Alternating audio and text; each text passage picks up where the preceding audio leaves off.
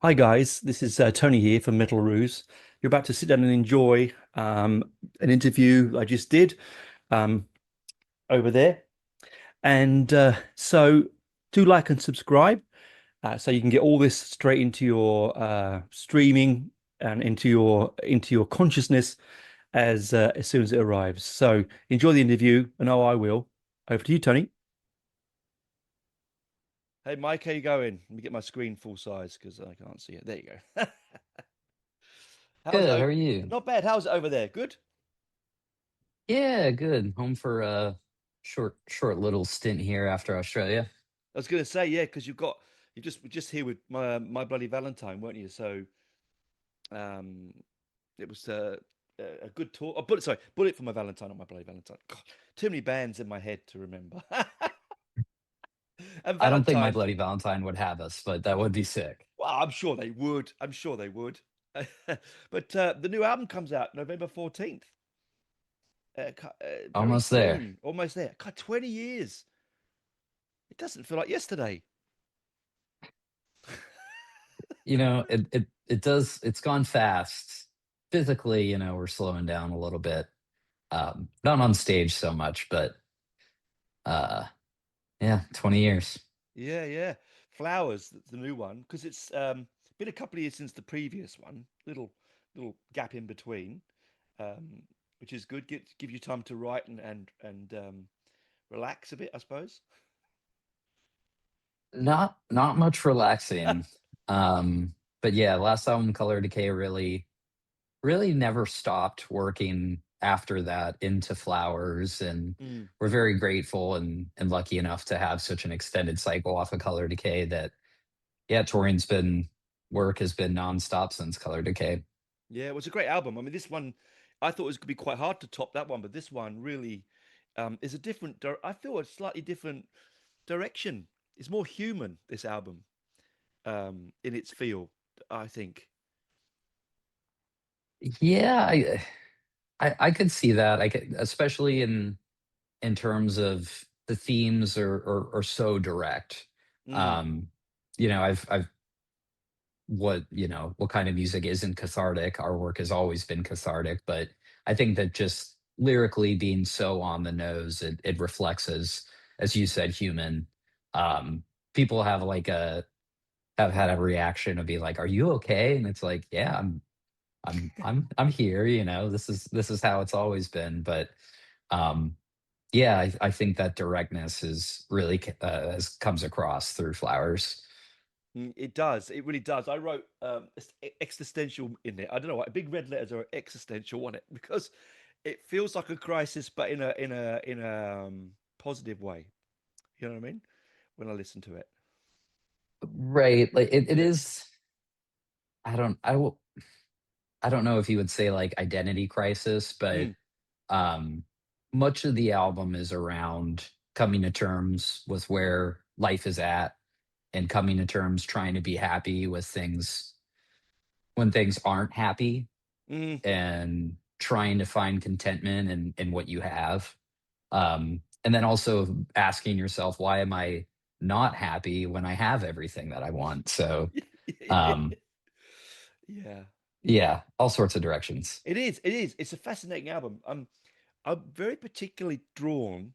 I was drawn by the three two-letter song titles that stacked in the middle of the album.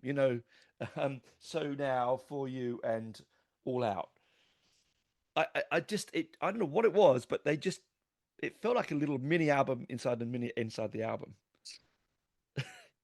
You know? Yeah, I didn't think of that how those are lined up as they are, but yeah, I mean, Solo and For You are both singles now, and Mm. All Out is very different sonically and direction wise versus those, but um it's a lengthy album. There's a lot on there, and Mm. um, I think most importantly, though, it is an album, and that's something we've been really focused on is and excited for fans to listen to is not just a bunch of singles, but this thing that's all together. And I think that once it's all packaged and listened front to back, a totally different game than just the singles.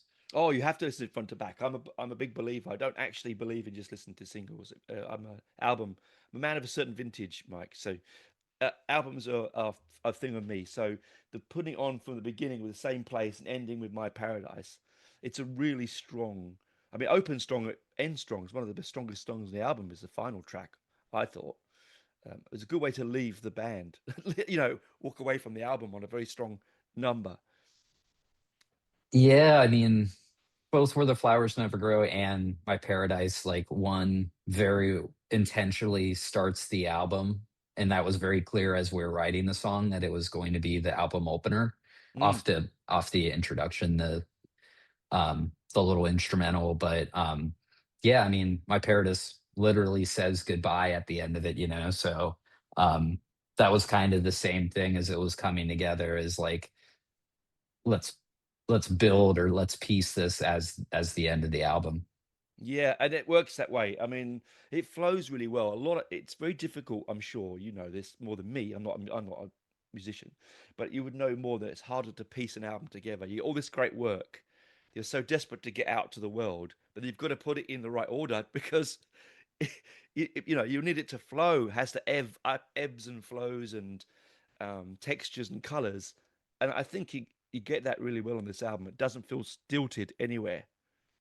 The opening bit with that little Thank you. intro is really quite, it gave me goosebumps, actually.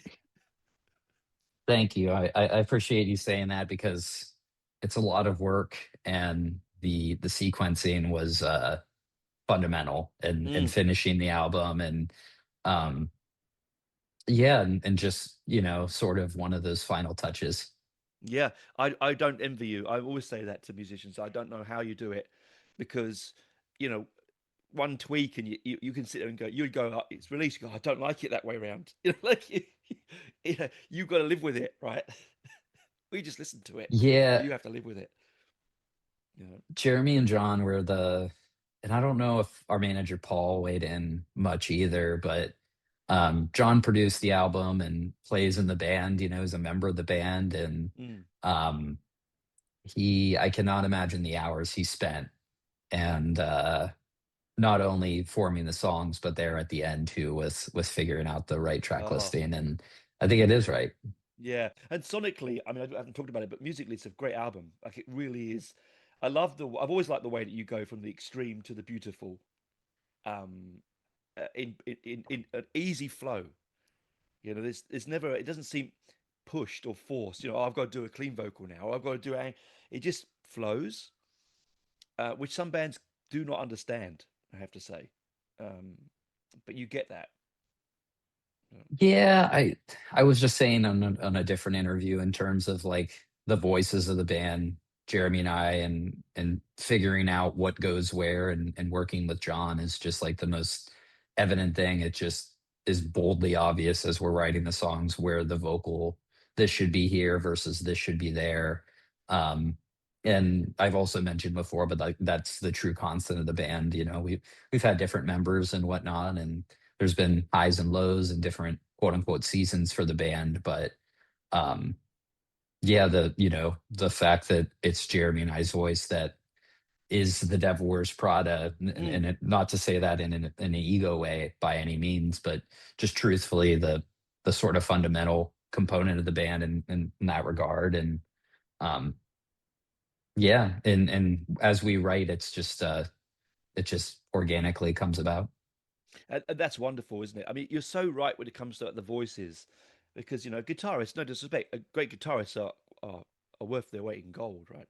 But a guitar is guitar. You can ask guitarists, a talented musician, to play those notes. It's very difficult for them to someone replace you vocally, all right? It's not as easy. It's It is true. And it's without any disrespect towards, you know, the great guitar Oh players, no, because certain guitar players can't does you can play the exact same notes, you know, but only one player can play yeah, the feel and it the that yeah, way. yeah. Right. And yeah, it varies, you know, and our band isn't we are a guitar band, you know, that's Mm, another thing that's always stayed, you know. But yeah, we're not it's not like virtuoso guitar music. No, but it's rock and roll. At the end of the day, if you want to strip it all back to what you want, all the boxes that they put in the industry, all the little crevices that they stick you in, because that's how they sell music. At the end of the day, it's rock and roll, isn't it?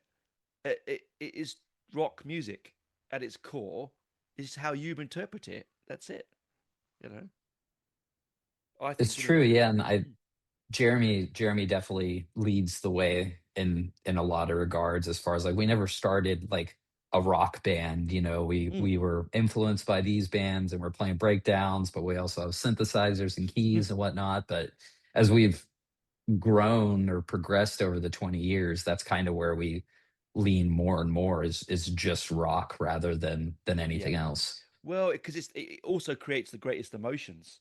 You know, for me personally, Hmm. for me, I mean, can't speak for everyone, of course, but for me, that raw guitar, that energy, drums, bass, vocals, you know, it is what it's the energy that I crave.